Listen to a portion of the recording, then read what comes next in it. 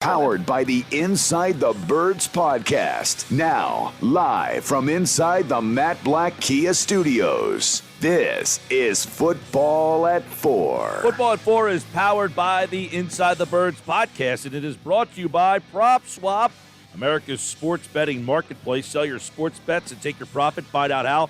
PropSwap.com. Download the PropSwap app today. Geoff Mosher from the Inside the Birds podcast, which drops tomorrow morning, is here. I'm sure plenty on the Eagles' first preseason tilt against the Pittsburgh Steelers. We will dive into some of the nuggets for that game as well. Nick Sirianni, some of the things that he had to say yesterday, as well as Geoff Mosher joins us right now here on a Sports Bash Wednesday edition of Football at 4. There he is. What's going on, Moshe?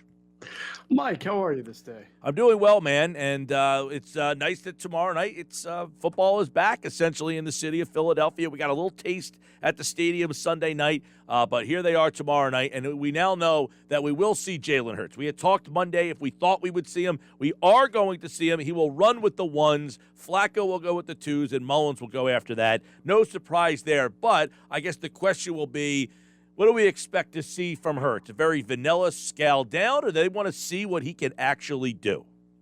It's a great question, and really the uncertainty with which Nick Sirianni spoke the other day, he's not uncertain. He's just not giving forth all the information. We don't know what their plans are with there only being 3 preseason games as opposed to 4. So I think people widely assume that the 3rd preseason game will be like the 4th and none of the starters will play. And maybe that's true. And if that's the case, then you only have these 2 preseason games this week and next week for Jalen Hurts to run with the ones. And if that's the case, then you would have to think that he's going to get more than just one drive. Remember, it used to be the traditional first team offense, first preseason game, gets the first drive, and then they're out. But it may be a case where if Jalen Hurts is only going to play in 2 preseason games, that he plays a little bit longer than one drive in the first preseason game. I don't know. He was not, coming forth with specific number of plays that anybody's going to play. And so I think it's a good thing that we'll see Jalen Hurts. I just wonder how much Jalen Hurts will see. Well, with Hurts being out there, you would anticipate that you're going to get the starting guys in terms of Myelata and Kelsey and Lane Johnson. We don't know, obviously, the 2 injured guys at guard, but you would anticipate Myelata, Johnson, and Kelsey are out there as well then? Myelata, Johnson, and Kelsey. Well, yeah, Myelata, especially with Dillard now on the shelf. And, yeah, I would think Johnson, Kelsey will definitely be out there. We'll see about the 2 guards and what they do. So I would think, Mike, just kind of educated guess here, maybe you'll see a quarter from the first team offense, or at least from Jalen Hurts. Obviously, some of those other guys will mix and match from a receiver and tight end standpoint. And then a quarter maybe from Flacco and then Mullins for the second half. Yeah, and I know down the line this will be interesting because you only have the 3 quarterbacks on your roster. Can you not play Hurts in a game and then ask Joe Flacco to play, or are you going to ask Nick Mullins maybe to play 3 quarters of a game? I guess that's something that we'll end up finding out down the road. That's why I think you might see Hurts for a little bit more than normal for a quarterback, right? You would think. I mean, they're not just for only having 3 quarterbacks, but also because they need to see Jalen Hurts. Jalen Hurts needs it. Quentin Michael and Jason Avant were talking about this on their Q&A show on Inside the Birds, where it's the situation where the more he can see from opponents and opposing defenses, the better for his progression and development. Of course, there's always the risk of injury. But again, we're not talking about a guy who's on a 7-year, $200 million contract who's proven that he's that guy yet. So he's got to get out there and get as much reps as possible. Obviously, the wide receivers are going to be interesting because you're not going to see Devonta Smith. So is that an area that you're really going to be keeping an eye on and that the Eagles are going to need to keep an eye on in live games? Is how do this vagabond group of guys really perform? Yeah, I mean, ordinarily when you have a guy like Devontae out and you know that John Hightower is going to be out, you would say, well, this is a great opportunity for Jalen Reagor to get a lot of reps, but they've kind of been working him back slowly ever since he had those rough first few days and didn't pass the conditioning test. So do I think Jalen Reagor will be out there tomorrow night? I do. Do I think he's going to play a whole lot? I'm not 100% sure of that. It sounds like they've been slow working him in. So expect to see a decent amount of Quez Watkins, which will be a great barometer for whether or not his really good camp translates. expect to see Greg Ward. You can expect to see Travis Fulgham out there as long as he's healthy. And then, of course, as you get into the second and third quarters, you'll see your guys like Hakeem Butler. You'll see your guys like Butler's back at wide receiver, right? Correct. He is bad. Now, is that because they like him better or because they just need guys at that position? That's a good question. We'll find out soon. But, you'll see those guys. You'll see Andre Patton, J.J. Arcega-Whiteside, of course. Mark and Michelle? Who? Mark and Michelle's back. Come on, man. Hey, you might actually see Mark and Michelle. No joke, but, I mean, he's been with the team before, and, this is his time to shine anyway. So, yeah. Now, that's definitively a Roseman guy, I would imagine. He's bringing him back and say, hey, I know that guy. Let's bring him back here. Hey, I want to ask you about a couple teams, a lot of teams in this league need offensive line help. You would think the Eagles are on the speed dial list if you need an offensive lineman, right? Now, the Dillard injury might cloud that up a little bit. But do you think that it's a good possibility that a Dillard or Pryor or one of the depthful positions, I mean, even a Driscoll or a Herbie, because they got Landon Dickerson, do you think that if you need an offensive lineman, you are calling the Eagles, or that Howie Roseman says, hey, I have linemen, you have any interest? Yeah, I don't know that Howie's going to actively shop. I mean, Landon Dickerson has yet to come off PUP. They know when. They probably have a better idea of when that'll happen as opposed to us. But until you see him out on the field and healthy, it's hard to really talk about depth at that point. Matt Pryor is a guy who I agree you could probably get something for, but we're not talking about a third or a fourth round pick. And that's probably something that's likely to happen right before the cut down date. They'll probably, and that's when it's not necessarily shopping, but every GM is talking about what's available and what's, what your excesses are and what your needs are. So I could see Matt Pryor possibly getting dealt before the deadline, but we're not talking about anything higher than a fifth or a sixth. I can't imagine. All right, here's a tough question to put you on the spot on, but you're a good, smart guy. All right, Geoff Mosher, Inside the Birds. If the Eagles did a player for player, a la what they did, I get that they included a draft pick, and they might have to do that again. But if they trade like Jordan Matthews for Ronald Darby, if they were to trade an Andre Dillard or a Matt Pryor or a Zach Ertz and ask for a player in return, is there a position that you think that they would target? Perhaps safety. You're looking at a really thin safety core now. We don't know when Rodney McLeod's going to be ready. We just saw that Kavon Wallace is going to be week to week, which means the next man up is Marcus Epps. So you're looking at a Marcus Epps, Anthony Harris tandem if McLeod can't play by week one. If McLeod can, you're still looking at, Marcus Epps as your third safety. Not exactly as deep as they've been in the past. All right, we both said safety. I said the same thing, so we're on the same page there, Geoff Mosher. And maybe wide receiver, veteran wide receiver. Yes. Oh, veteran wide. Were you listening to me? No, yeah, Mike, we just got that telekinesis thing going on. Yes, I say same thing. A veteran wide receiver that's like not going to be used on the current situation that he's in, or a safety that you can get your hands on because of what you just said, the depth there. So I don't know that would be the case. I think they would probably get draft capital at this point. No, it depends on who you're talking about. I mean, I think a Matt Pryor for veteran wide receiver or veteran safety trade would make some sense because, at that point, you'd rather have the player than a fifth or a sixth round pick at a position that you could really use some bodies at. They did that. They've done that before. I think they traded a running back by the last name of Fluellen. His first name I can't remember. David when they got Fluellen. David, for Cody Parkey. Right, they got a kicker. Yeah. So the if kicker you go worked back out and better look, than the running back. Yes, he did. So I think you go back and look, you'll probably see that there have been some player for player trades close up to that cut down. David Fluellen, good pickup by you. All right, so do you have interest in how the running backs will be used tomorrow night? And will that kind of, do they say, we've got this running back battle going, it's got to play out in these games, so let's see Kerryon Johnson, Jordan Howard, Kenneth Gainwell, Boston Scott. I guess Jason Huntley's involved too. Yeah, I mean, they've got a ton of running backs, so I would imagine Miles Sanders is going to be in and out of there pretty quickly. Imagine you'll get to see a decent amount of Jordan Howard. You'll get to see a decent amount of Jason Huntley, who's had a nice training camp, and probably they want to see how real that is. And, of course, you'll get some Kerryon Johnson. in the second half a lot, I would imagine.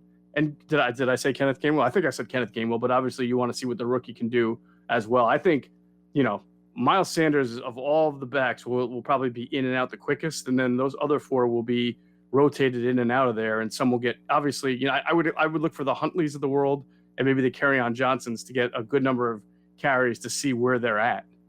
Can you kind of give our listeners a little insight on what those guys, because they all kind of are different, like almost like Johnson's different from Howard, who's different from Scott. I mean, who might be a little bit more similar to Gainwell, but they're four guys that really don't do the same things. No, they're a diverse group, which is good. I mean, you had the Super Bowl year. If you go back to having like Corey Clement and like Garrett Blunt, and then bringing in Jay Ajayi, and they also had Wendell Smallwood that year, and you could use guys differently in different times. And Andy Reid did that back in 2003. Remember when Donovan was struggling early on? Maybe there was an injury, and he went to that kind of three-headed monster back. I think it was Westbrook. I think it was Dorsey Levens, and was it Buckhalter that year, or was he her? I forget. I think Buckhalter was one of them. Yeah, probably Buck. So, and Buck and Brian Westbrook couldn't be any different as running back styles, but he was able to use both of them in different ways. And so what you have here is Miles Sanders is, to me, of all the guys in the group, he's your only three down back. Now, we'll see if this coaching staff feels way more comfortable getting him the ball 15, 18 times and using him in the fourth quarter.